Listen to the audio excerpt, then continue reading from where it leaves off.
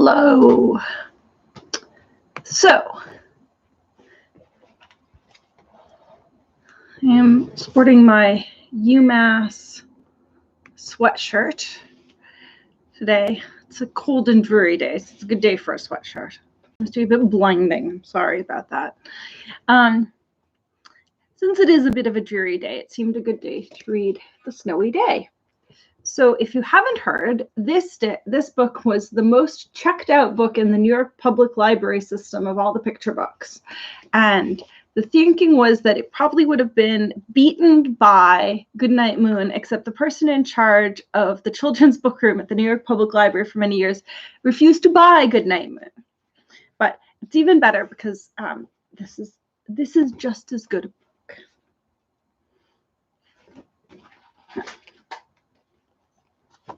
It has wonderful illustrations.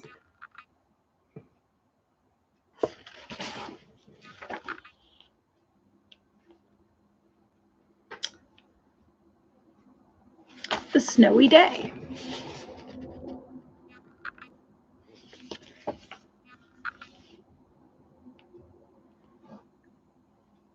To Tick, John, and Rosalie. I wonder what Tick was short of.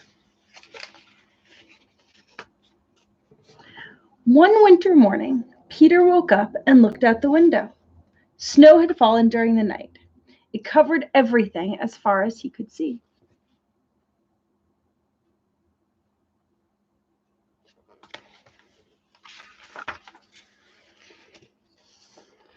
After breakfast, he put on his snowsuit and ran outside. The snow was piled up very high along the street to make a path for walking.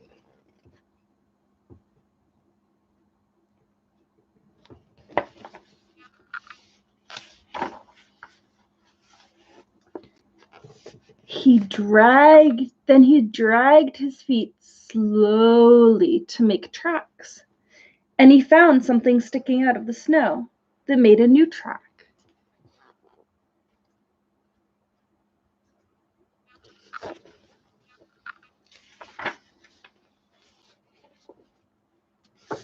It was a stick that was just right for smacking a snow-covered tree.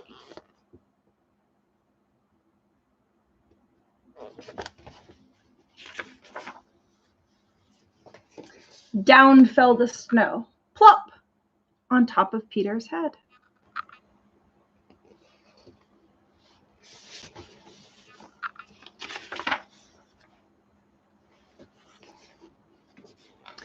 He thought it would be fun to join the big boys in their snowball fight, but he knew he wasn't old enough.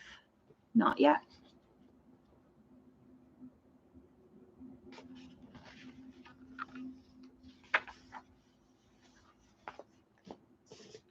So he made a smiling snowman, and he made angels. One of the happiest memories I have from being in university was taking a friend from Ireland and going and making snow angels with him for the first time, because he is from Cork, where there isn't very much snow. And I have great pictures of the two of us making snow angels in the woods. It was quite fun. He pretended he was a mountain climber. He climbed up a great big tall heaping mountain of snow. And then he slid all the way down.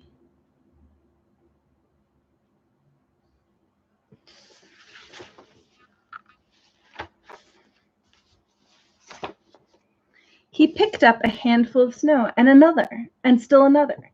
He packed it round and firm, and he put the snowballs in his pocket for tomorrow. Then he went into his warm house.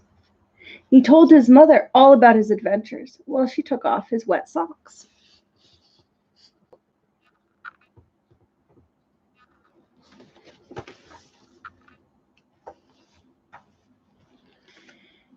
And he thought and thought and thought about them.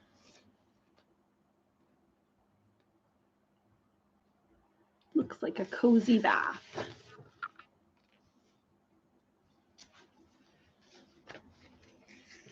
Before he got into bed, he looked in his pocket. His pocket was empty. The snowball wasn't there. He felt very sad.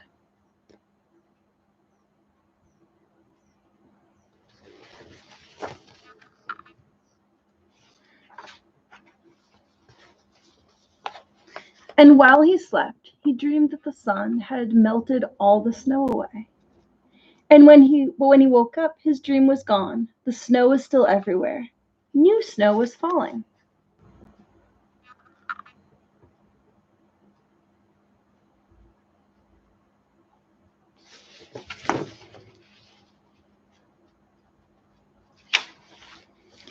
After breakfast, he called to his friend from across the hall, and they went outside together in the deep, deep snow.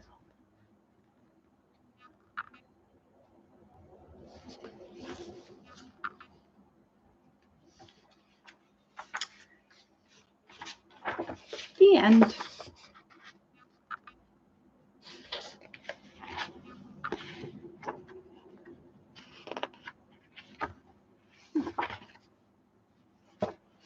So that book was first published in, I'm curious now, it was the 40s, 1962.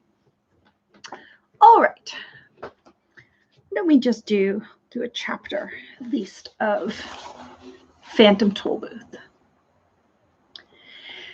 Chapter 11, Discord and Din. The reason I'm sitting very close to the camera, more close than usual, is because the cat is sitting right behind me. Instead of sitting on my lap, she's decided to just take over most of the chair. One by one, the hours passed, and at exactly 5:22, by Talk's very accurate clock, Milo carefully opened one eye, and in a moment the other.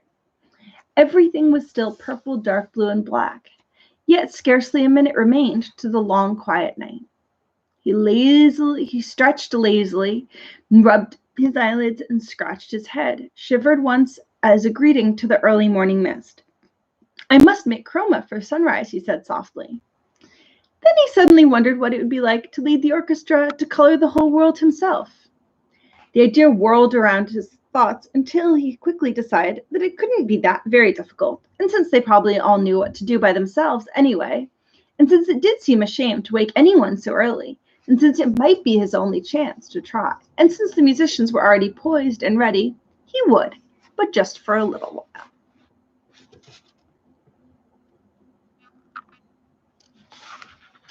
And so, as everyone slept peacefully on, Milo stood on tippy toes, raised his arms slowly in front of him, and made the slightest movement possible with the index finger of his right hand. It was now 5:23 a.m.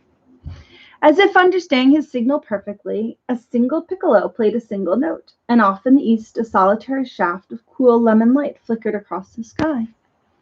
Milo smiled happily and cautiously crooked his finger again.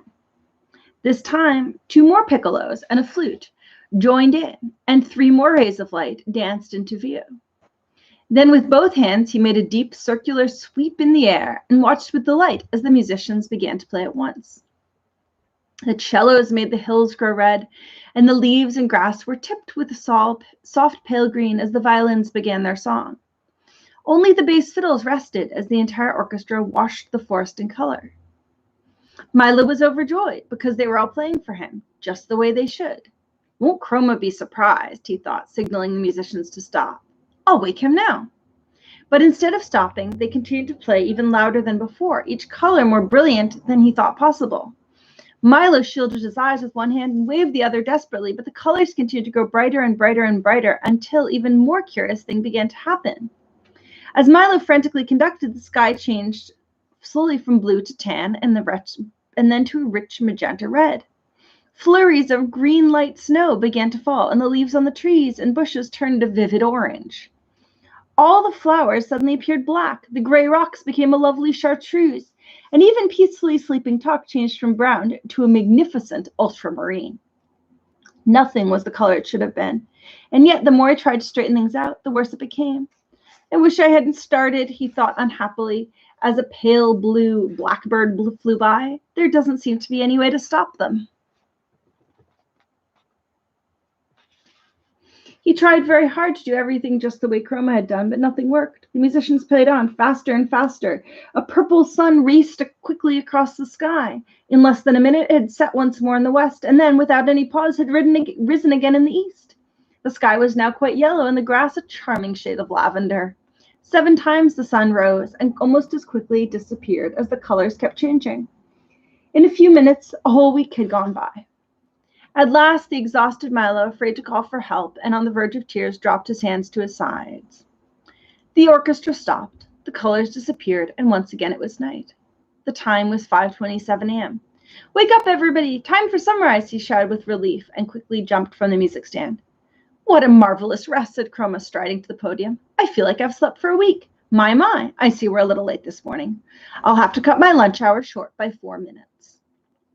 He tapped for attention, and this time the dawn proceeded perfectly. "You did a fine job," he said, patting Milo on the head. "Someday I'll let you conduct the orchestra yourself." Talk wagged his tail proudly, but Milo didn't say a word. And to this day, no one else knows of the lost week but the few people who happened to be awake at 5:23 on that very strange morning. "We'd better be getting along," said Talk, whose alarm had begun to ring, "for there's still a long way to go." Chroma nodded a fond goodbye as they all started back through the forest, and in the honor of the visit, he made all of the wildflowers bloom in a breathtaking display. "I'm sorry you can't stay longer," said Alex sadly. "There's so much more to see in the Forest of Sight. But I suppose there's a lot to see everywhere, if you only keep your eyes open." They walked for a while, all silent in their thoughts, until they reached the car, and Alec drew a fine telescope from his shirt and handed it to Milo. "Carry this with you on your journey," he said softly, "for there is much worth noticing that often escapes the eye. Through it, you can see everything from the tender moss in a sidewalk crack to the glow of the farthest star. And most important of all, you can see things as they really are, not just as they seem to be. It's my gift for you." Milo placed the telescope carefully in the glove compartment and reached up to shake Alec by the hand. Then he stepped on the starter and, with his head full of strange new thoughts, drove out the far end of the forest.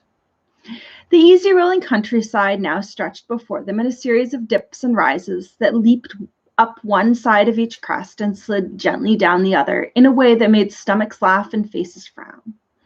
As they topped the brow of the highest hill, a deep valley appeared ahead. The road, finally making up its mind, plummeted down as if anxious to renew acquaintance with the sparkling blue stream that flowed below.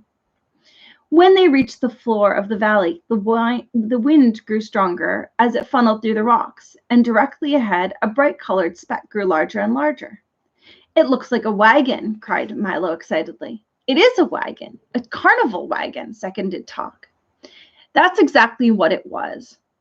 Parked at the side of the road, painted a bright red, and looking quite deserted. On the side, in enormous white letters, bordered in black, was the inscription, "Cacophonous A Discord." And below it, in a slightly smaller black letters, bordered with white, was "Doctor of Dissonance." "Perhaps if someone's at home, he might tell us how far we have to go," said Milo, parking next to the wagon.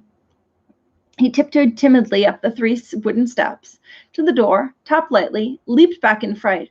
For the moment he knocked, there was a terrible crash from inside the wagon that sounded as if a whole set of dishes had been dropped from the ceiling onto a hard stone floor. At the same time, the doors flew open, and from the dark interior, a hoarse voice inquired, "Have you ever heard a whole set of dishes dropped from a ceiling onto a hard stone floor?" Milo, who had tumbled back off the steps, sat up quickly, while Talk and the humbug rushed from the car to see what happened. "Well, have you?" insisted the voice, which was so raspy it made you want to clear your throat. "Not until just now," replied Milo, getting to his feet. "Ha, I thought not," said the voice happily. Have you ever heard an ant wearing fur slippers walk across a thick wool carpet?" And before they could answer, he went in his strange croaking way. "Well, don't just stand there in the cold. Come in, come in. It's lucky you happened by. None of you looks very well." Oops.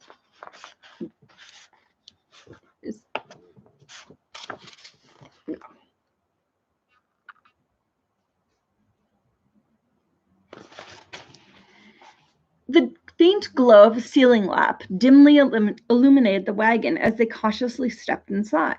Talk first, eager to defend against all dangers, Milo next, frightened but curious, and the humbug last, ready at any moment to run for his life. That's right. Now let's have a look at you, he said. Very bad, a serious case. The dusty wagon was lined with shelves of curious boxes and jars, of a kind found in old apothecary shops.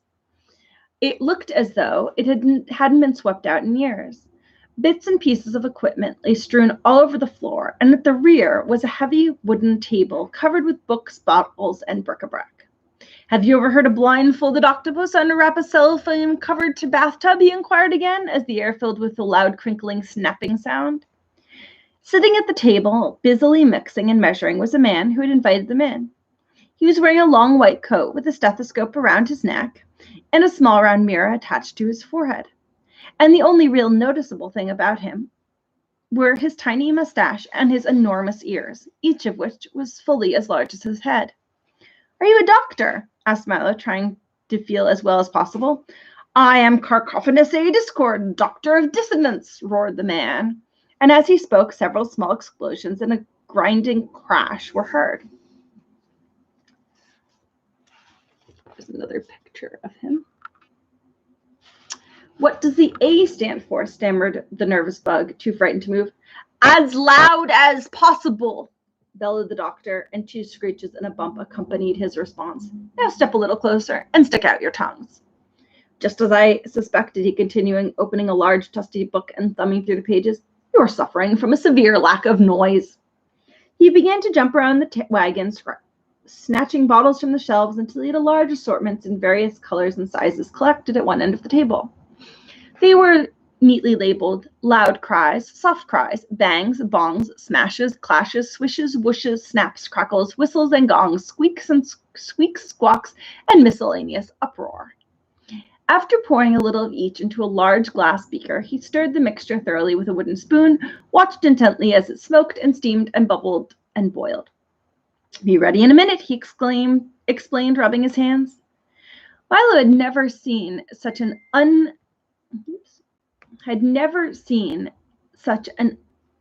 unpleasant-looking medicine and wasn't anxious at all to try. "Just what kind of doctor are you?" he said suspiciously. "Well, you might say I'm a specialist," said the doctor. "I specialize in noise. All kinds, from the loudest to the softest, from the slightly annoying to the terribly unpleasant. For instance, have you ever heard a square-wheeled steamroller ride over a street full of hard-boiled eggs?" he asked. And as he did, all that could be heard were loud crunching sounds. "But who would want all those terrible noises?" asked Milo, holding his ears. "Everybody does," said the surprised doctor. "They're very popular today. Why, I'm so busy I can hardly fill all the orders for noise pills, racket lotion, clamor salve, and hubbub tonic. That's all people seem to want these days." He stirred the beaker of liquid a few more times, and then, as the steam cleared, continued. "Business wasn't always so good. Years ago, everybody wanted pleasant sounds, except for a few orders during wars and earthquakes. Things were very bad. But then big cities were built, and there was a great need for honking horns, screeching trains, clanging bells, deafening shouts, piercing shrieks, gurgling drains, and all of the rest of those wonderfully unpleasant sounds we use so much of today. Without them, people would be very unhappy. So I make sure that they get as much as they want. Why, if you take a little of my medicine every day, you'll never have to hear a beautiful sound again. Here, try some." "But it's all the same to you. I'd rather not," said the humbug, backing away to the far corner of the wagon. "I don't want to be cured of beautiful sounds," insisted Milo. "Besides," growled Talk, who decided he didn't much like Dr. Discord, "there is no such illness as lack of noise." "Of course not," replied the doctor, pouring himself a small glass of the liquid. "That's what makes it so difficult to cure. I only really treat illnesses that don't exist. That way, if I can't cure them, there's no harm done. Just one of the precautions of the trade," he concluded, and seeing that no one was about to take his medicine, he again reached toward the shelf, removed an dark amber bottle, dusted it carefully, and placed it on the table in front of him. "Very well. If you don't want to go through life suffering from noise deficiency, I'll give it all to the din for his lunch," he said, and uncorked the bottle with a hollow-sounding pop. For a moment, everything was quiet as Milo, Talk, and the humbug looked intently at the bottle, wondering what Dr. Discord would do next. Then, very faintly at first, they heard a low rumbling that sounded miles away. It grew louder and louder and closer and closer and closer until it became a deafening, ear-splitting roar that seemed to be coming from inside the tiny bottle. Then, from the bottle, a thick bluish smog spiraled to the ceiling, spread out, and gradually assumed the shape of a thick bluish smog with hands, feet, bright yellow eyes, and a large frowning mouth. As soon as the smog had gotten completely out of the bottle, it grasped the beaker of liquid, tilted back what would have been its head, as if it really had one, and drank it in 3 gulps. "Ah, that was good, master," he bellowed, shaking the wagon. "I thought you'd never let me out. Terribly cramped in there." "This is my assistant, the awful din," said Dr. Discord. "You must forgive his appearance, for he really doesn't have any. You see, he is an orphan who I raised without benefit of governess or other assistance, for no nurse is a good nurse," interrupted the din, doubling up with laughter, if you can imagine a thick bluish smog doubling up with laughter. "For I found him," continued the doctor, ignoring his outburst, "living alone and unwanted in an abandoned soda bottle, without family or relatives. No niece is a good niece," said the din again, with a laugh that sounded like several sirens going off at once. He slapped it where his knee should have been. "And brought him here," continued the exasperated Discord, "where, despite his lack of shape or features, I trained—" "No nose is a good nose," thundered the din once again as he collapsed into another fit of hysterics and clutched his sides.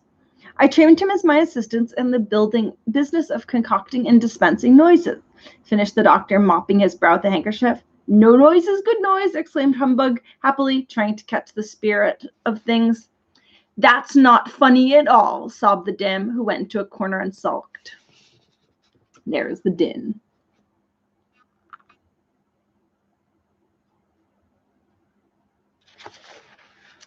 "What is a din?" asked Milo when he recovered from the shock of seeing him appear. "You mean you've never heard of the awful din before?" asked Dr. Discord in a surprised tone.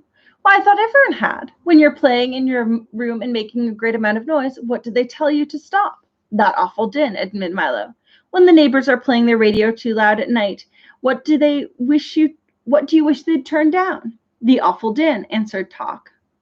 "When the street on your block is being repaired with pneumatic drills and the pneumatic drills are working all day, what does everyone complain of?"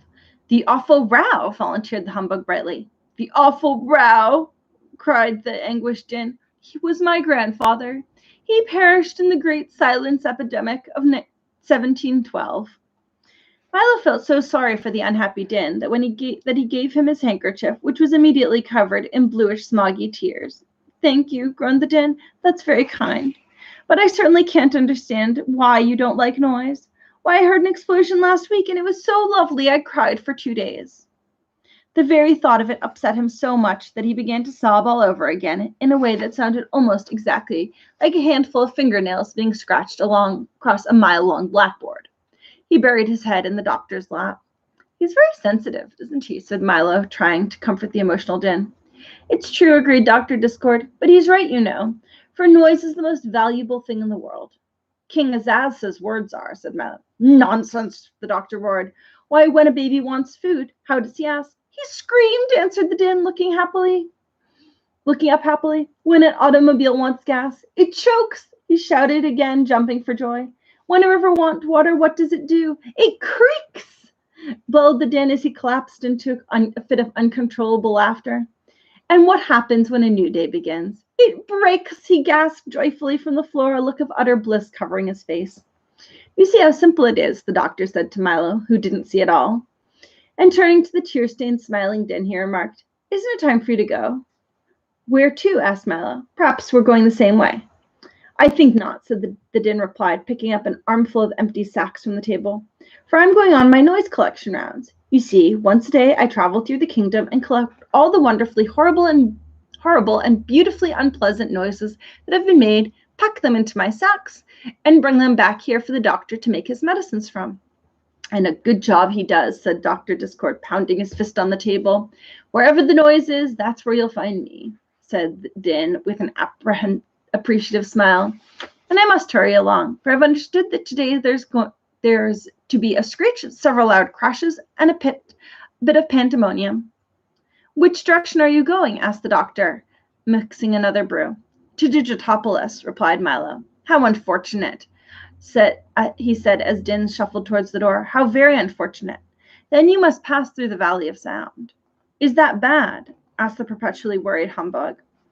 The Din paused in the doorway with a look of extreme horror on his featureless face, and the doctor shuddered in a way that sounded very much like a fast-moving freight train being derailed in a mountain of custard. Well, you might ask, for you will find out soon enough. Was all he would say as he sadly bade them farewell, and the Din galloped off on his rounds. I think I'll leave it there for today, and tomorrow we'll pick up with the Silent Valley. Have a lovely rest of your day.